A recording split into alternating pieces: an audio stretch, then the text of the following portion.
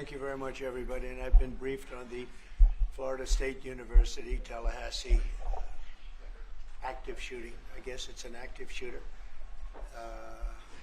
Fully briefed as to where we are right now. It's a shame. It's a horrible thing. Horrible that things like this take place.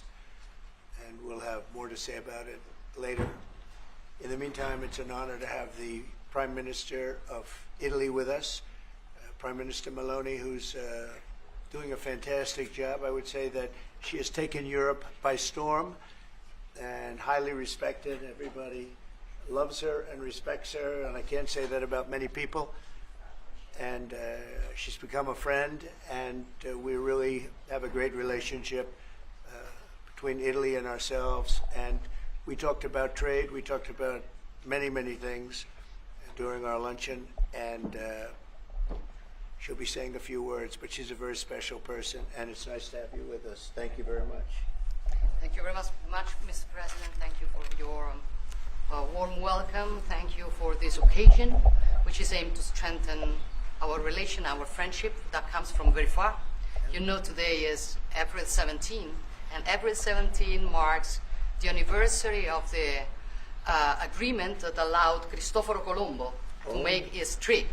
And I say to remember how ancient are our ties, but also to remind that we both share another fight, which is the fight against the woke and ideology that would like to erase our history. And as I know that we share lots of things on tackling illegal migration, on fighting against synthetic drugs. You know, Italy has been one of the nations that made a plan against fentanyl, for example. But we have been talking about many bilateral topics and things that we can do together, about defense, about economic, about space, about energy.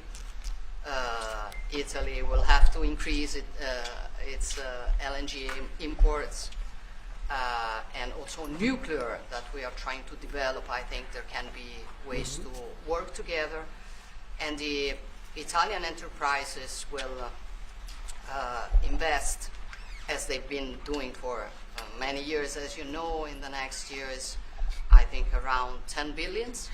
That shows how interconnected our economies are. And that's very important, Mr. President. It's not only about Italy, it's about the entire Europe. The exchange between us is a very big one. Investments, trade. It's a topic that we are discussing in these weeks. But at the end of the day, look, somebody calls me, I was saying it before, such a Western nationalism. I don't know if it is the right word, but I know that when I speak about West, mainly I don't speak about a geographical space. I speak about a civilization.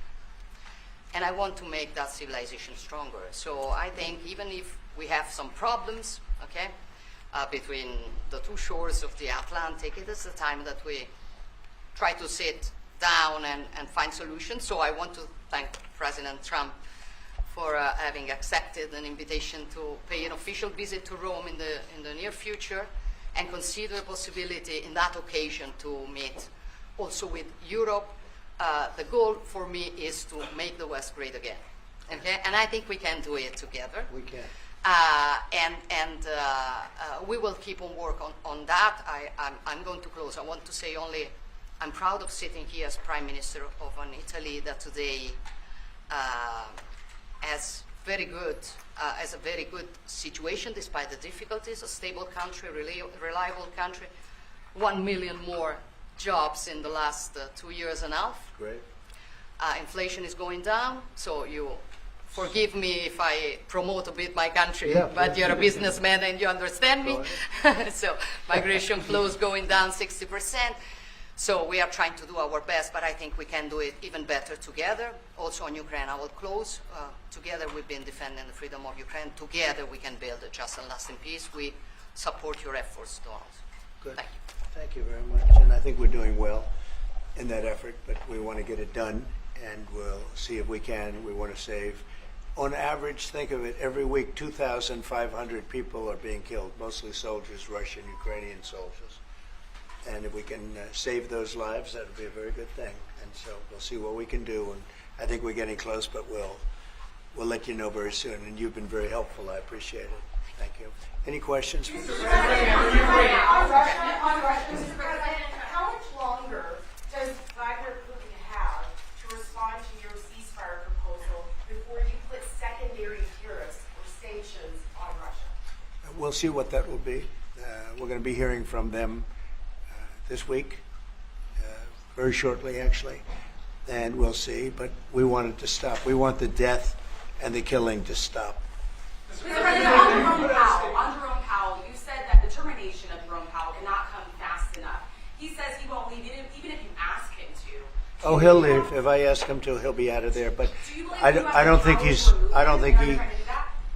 doing the job. He's too late, always too late, a little slow, and I'm not happy with him. I let him know it, and if I want him out, he'll be out of there real fast, believe me. Yeah, go ahead. Go ahead, please. Question?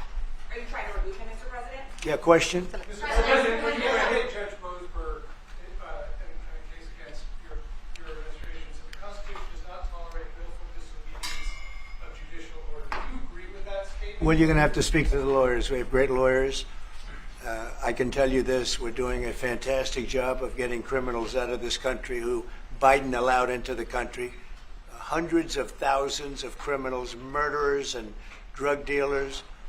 And I was elected because of the fact, I would say maybe that was the number one factor, a lot of reasons, the economy, a lot of things. But one of the primary reasons I was elected is because I said, I'm going to get the criminals that he allowed to come into our country so stupidly through open borders. I'm going to get them out. And I got a lot of votes, record-setting numbers of votes, as you know. We won everything. The popular vote, all 7 swing states, we won everything. And that's what the public wanted. That's what I'm doing. But you'll have to speak to the lawyers because it's up to them. Mr. President, what do you think of the proposal from France? Say it. What do you think of the proposal from France and UK of a peace mission in Ukraine with soldiers? And do you think that Italy should take part into it? Well, I think Italy will have to make that determination, but peace missions are always good with me. I'm okay with peace missions. Yeah, please. Mr. President, have you discussed what areas of cooperation and discussed with the Prime Minister vis-a-vis Italy and the United States and Europe and the United States? And on China? We discussed it very briefly. No, we're doing very well with negotiations, I think, with all countries. And Scott could tell you a little bit, but we are doing very well. We have a lot of countries that want to make a deal. Frankly, they want to make deals more than I do. Go ahead, Scott. Would you say something first? Yeah, we've got a process in place. We're working on the big 15 economies first. We had a fantastic meeting with Japan yesterday. I believe they've been called with the EU already. And then we have South Korea coming in next week. And I believe India is also talking. That's moving very quickly. Go ahead. Ukraine's President Zelensky has evidence that China is supplying weaponry or ammunition to Russia. Do you have any evidence along those lines? And also, he said we could see a minerals deal signed this week. Is that? Well, we have a minerals deal, which I guess is going to be signed on Thursday, Scott, next Thursday, soon. And I assume they're going to live up to the deal, so we'll see. But we have a deal on that. No, I have no comment on that. I have no idea. That's his statement, not mine. Mr. President, have you come to about the Israeli attack on Iranian nuclear facilities? Can you comment on that? Is that accurate? And they said the attack is what? That you waved off an Israeli plan to attack Iranian nuclear facilities. I wouldn't say waved off. I'm not in a rush to do it because I think that Iran has a chance to have a great country and to live happily without death. And I'd like to see that. That's my first option. If there's a second option, I think it would be very bad for Iran. And I think Iran is wanting to talk. I hope they're wanting to talk. It's going to be very good for them if they do. And I'd like to see Iran thrive in the future, do fantastically well. I know the Iranian people, they're incredible people. always have been very smart, very energetic, very successful people. And I don't want to do anything that's going to hurt anybody. I really don't. But Iran can't have a nuclear weapon. It's, pretty simple. It's really simple. We're not looking to take their industry. We're not looking to take their land. All we're saying is you can't have a nuclear weapon. The deal that was made with Obama, that deal would have expired already. It was a terrible deal. It would have expired, and that gave them a clear path to a nuclear weapon. I wouldn't have accepted. That's why I terminated the deal. Number one, it was way too short. When countries are involved, you don't make short-term deals. These are countries with long lives, and I terminated that. And it was a great termination because it didn't allow us to do anything. Once it terminated, you know what the deal was. It was a terrible deal. Really, one of many terrible deals made by the U.S. But no, I'd like to see Iran thrive. And they can do that, I think, very easily, or they can do it the other way. And the other way is not going to be good for them. It's going to be really bad for them. What do you make of the Nvidia CEO going to China and met with trade officials there? Well, Jensen's an amazing guy. He's become a friend of mine, and I don't know, he's a person that's very proud of our country. He loves our country. I'm not worried about Jensen at all. Mr. President, if we're holding you in contempt, will you take steps to return Kilmar Abrego Garcia to the United States and put him in front of a judge? Well, I'm not involved in it. I'm going to respond by saying you'll have to speak to the lawyers, the DOJ. I've heard many things about him, and we'll have to find out what the truth is.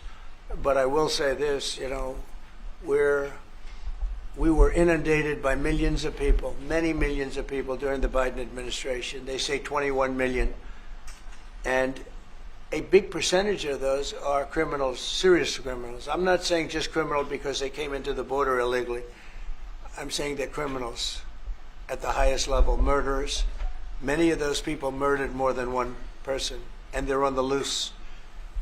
And I was elected to get rid of those criminals, to get them out of our country, or to put them away, but to get them out of our country. And I don't see how judges can take that authority away from a president. We've done an amazing job, Tom Homan, Kristi Noem. We have done an amazing job. Nobody can believe the job we've done.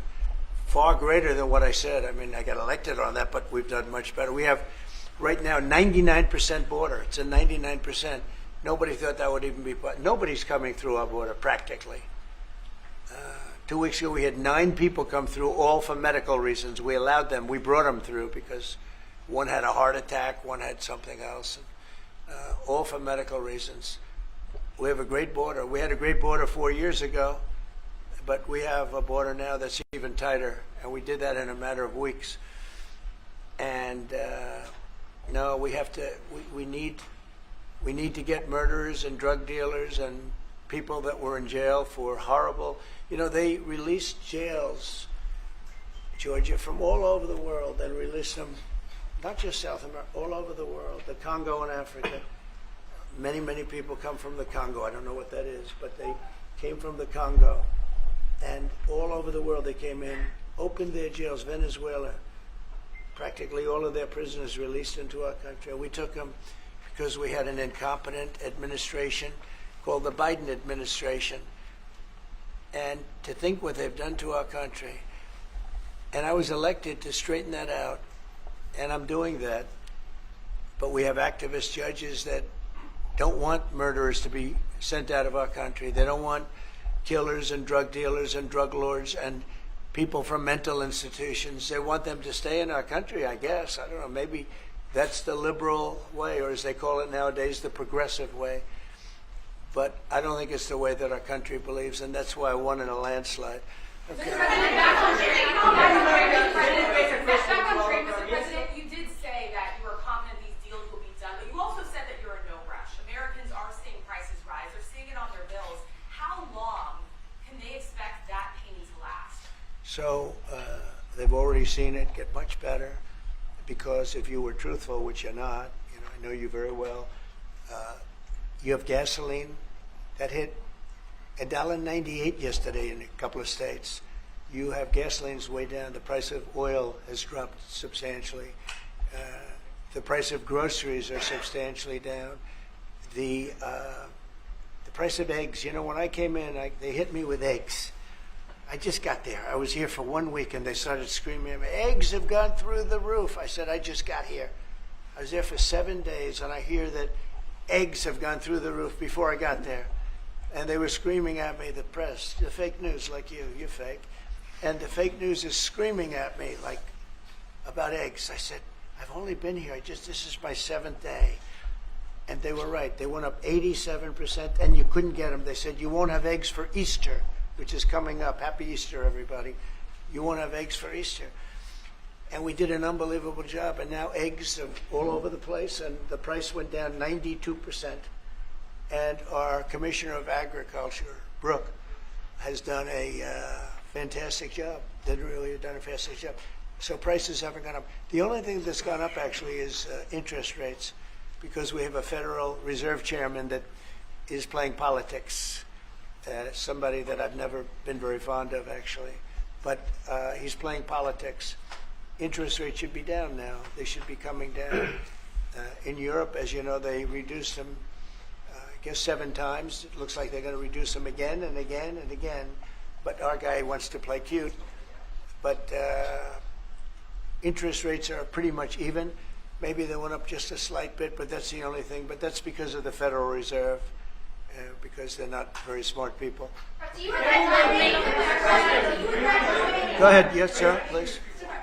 Go ahead, Do please. you regret nominating him, Jerome Powell? Look, in the first 4 years, we had the greatest economy in the history of our country. Stock market went up 88 points. I think he's terrible, but I can't complain because we had the most successful administration economically in the history of our country. I think we're going to do even better this time because you will see that the numbers that we're taking in are astronomical. We're taking in tremendous amounts of money with the tariffs. We were treated very unfairly on trade, and countries are having a hard time getting used to the fact that they can't do that to us anymore because we have a real president. We have a president that understands what it's all about. We had presidents that, in some cases, were smart, but they didn't understand business, or they didn't like business, or, you know, it wasn't like a priority. And then you had, like, the last administration, the only thing they were good at was cheating in elections. That's about all they could do. They couldn't do anything. They were useless. They were incompetent. Worst administration in the history of our country. Worse than Jimmy Carter. Jimmy Carter died a happy man. You know why? Because he wasn't the worst president. Joe Biden was. So I think you're going to see some fantastic numbers when this all happens. It's happening now. I mean, everybody wants to make a deal. And if they don't want to make a deal, we'll make the deal for them. Because that's what's going to happen. We'll just say, this is what it is. But we want to listen to everybody. And I think I can say for Scott and the other people that are working on it that we're listening and we're going to be very fair to people. But, you know, we're the one that really sets the deal, and that's what we'll be doing. Okay? Yeah, go ahead, please. Please. A question to our Prime Minister. Oh, you have a great Prime Minister. You're so lucky. Yes. In italiano. Oh, yes, that's right. Ok. I'm not sure that would be. Presidente Meloni, volevo sapere cosa pensava del fatto che il Presidente Trump ha considerato responsabile Zelensky della guerra in Ucraina e poi se avete parlato delle spese militari e qual è il limite massimo a cui ha detto che può arrivare l'Italia, le percentuali delle spese militari. Non abbiamo parlato dei limiti massimi a cui può arrivare l'Italia, abbiamo parlato del fatto che l'Italia sta mantenendo i suoi impegni perché arriverà al prossimo vertice della NATO con il 2% che era già previsto, che è stato sottoscritto dai governi precedenti, perché siamo una nazione seria, ma non abbiamo parlato poi di quanto vada aumentata questa percentuale, anche se siamo ovviamente consapevoli che insomma, il tema della difesa sia un tema particolarmente importante di questo tempo. Per quello che riguarda la guerra in Ucraina, lei sa come la penso che ci sia chiaramente diciamo ci sia stata un'invasione e che l'invasore da quel punto di vista fosse Putin e la Russia, ma non è questo che diciamo oggi quello che rivela il fatto che insieme vogliamo lavorare, stiamo lavorando per cercare di arrivare in Ucraina a una pace che possa essere giusta e duratura. Penso che questi siano gli sforzi sui quali condividiamo il nostro lavoro, abbiamo condiviso anche oggi il nostro lavoro. That sounded absolutely. That was so beautiful. What the hell? What did she say, please?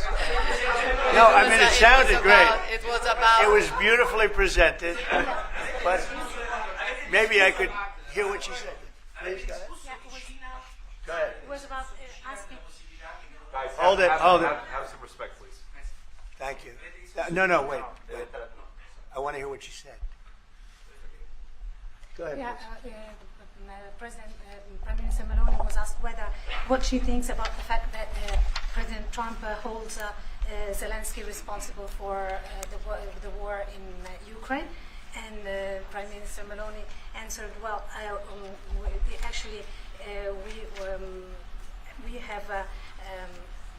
No, and also if you talked about the military spending, and the raising of the military spending, and the first thing Prime Minister Meloni said is that no, actually we didn't talk about the raise in military spending. Of course, Italy will keep its commitments with 2%, and then we will see, because we are absolutely aware of the fact that it is very important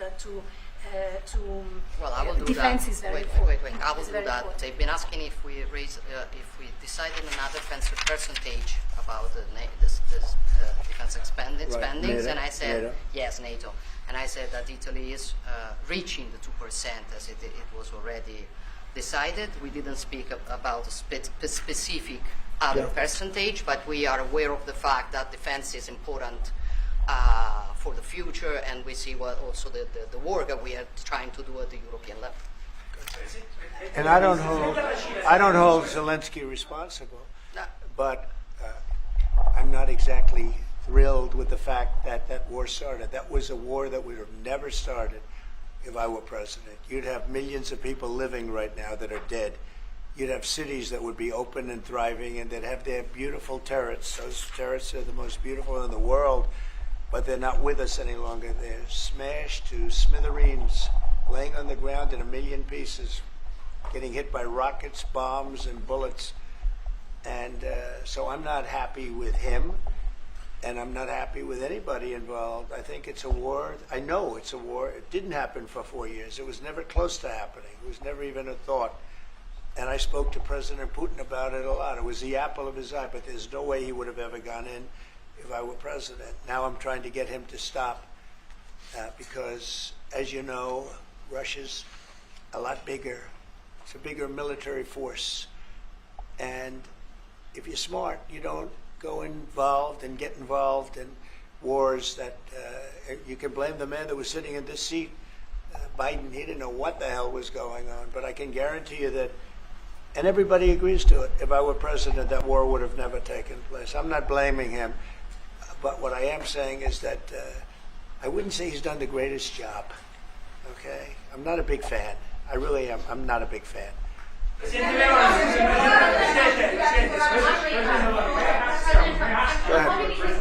Go ahead.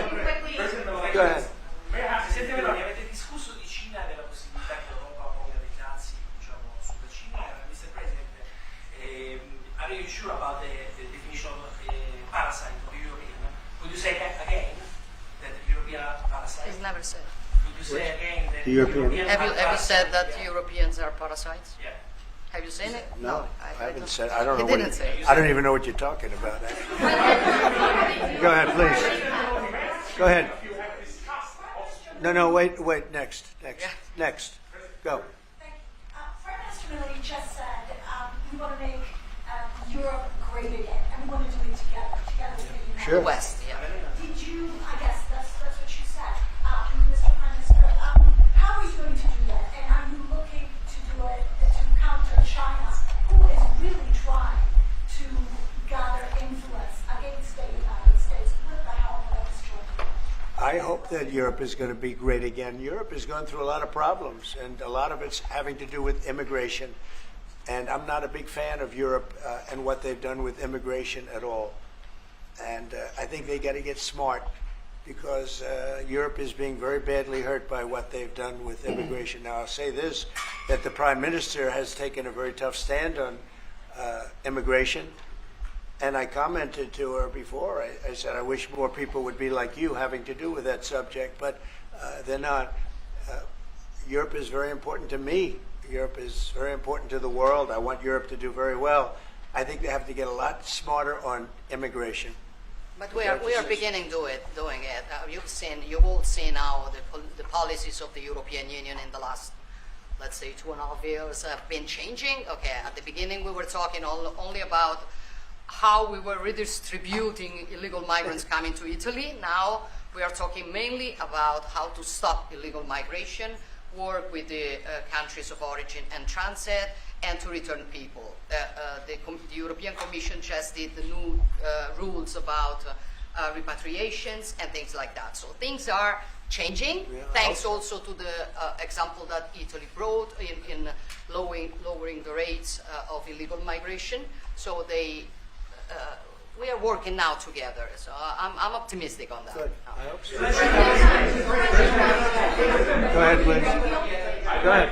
I'd like to ask President Meloni if you have discussed the option of starting a deal with Italy on satellite communications, and President Trump, if you want to see the Google company growing up. The Google what? The Google company. What about the it? Google business. If you want to see it growing up. Separate. Go ahead, please. Oh, well, we didn't discuss about Starlink. We've been discussing about defense space. We will work together also in the Mars missions. So there are big things to do together, but we didn't discuss it. Your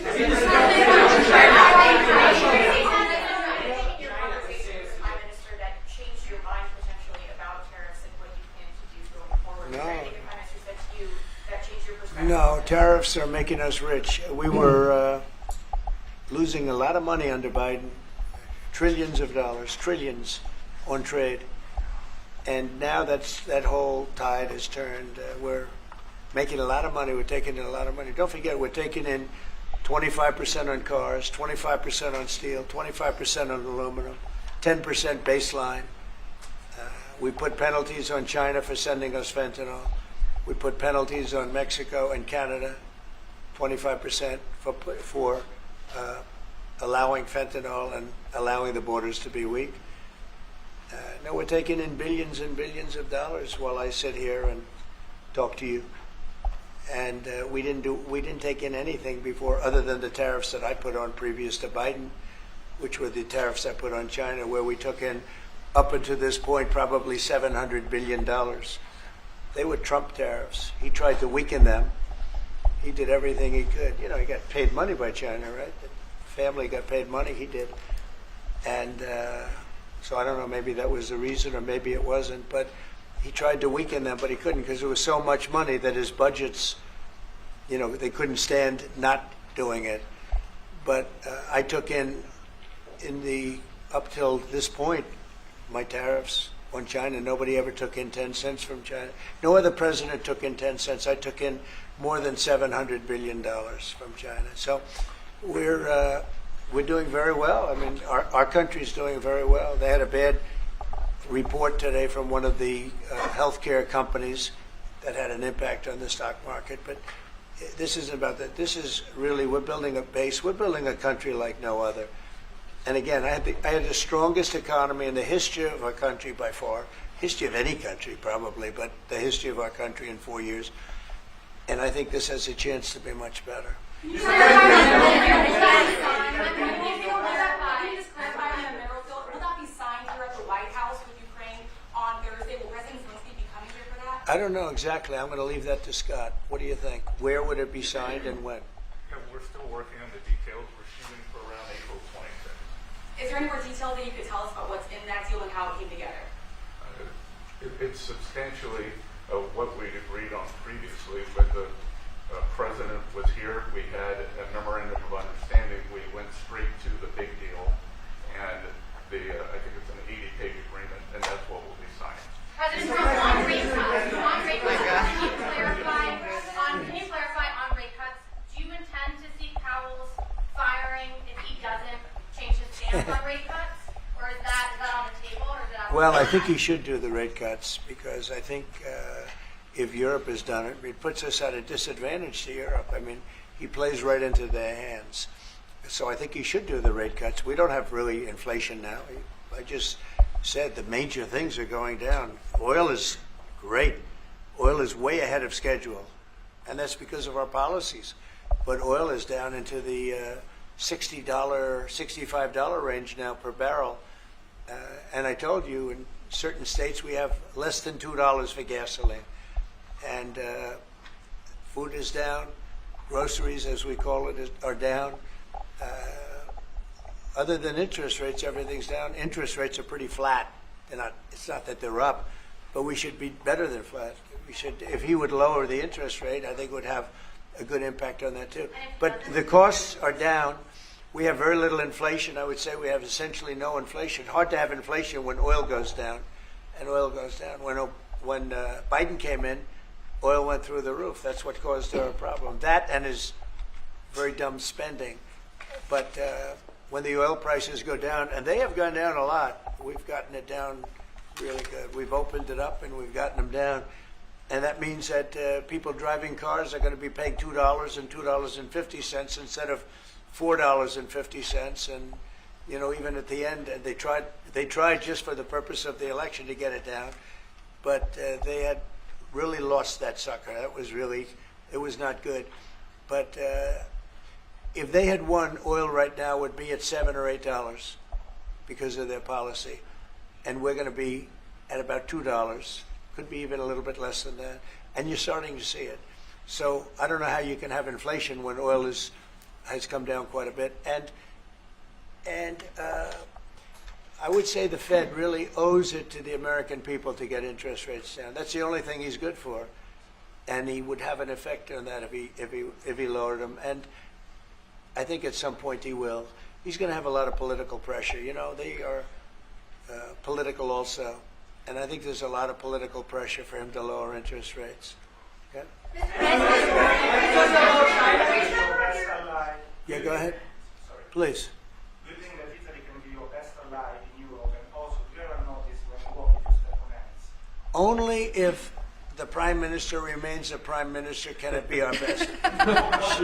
she's doing a great job, and yeah, certainly one of our great allies, not just in Europe, anywhere. She's a fantastic person and doing a great job, and our relationship is great. And we have a lot of Italians in this country, I tell you, and they like Trump, and they voted for Trump. Anyway, thank you very much, everybody. Thank you.